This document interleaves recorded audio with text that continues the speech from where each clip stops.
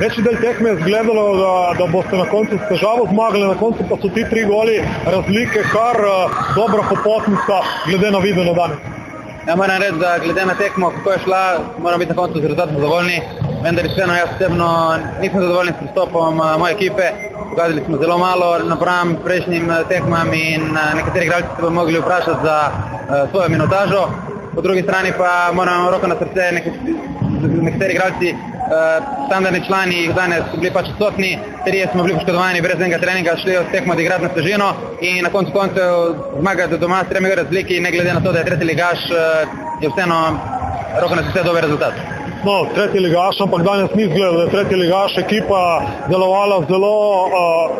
lahko bi rekli, pametno. Točno so vedeli, kaj hočejo in kako to doseči in konec bili so tudi dovolj natančni, da so to dosegli. Ja, moram reči, da zgleda se v Mariboru, kljub temu, da je tretja liga, igra kar dober futsal, res da so se zaprli na svojih 9 metrov in prezili kontranapadov in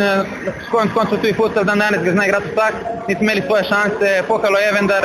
gola nismo mogli zadeti, oni pa so bili hitri v kontre in na koncu bi lahko tudi zasluženo zmagali in bi bilo v Slemnu vse mogoče, že tako bo težka tekma gol.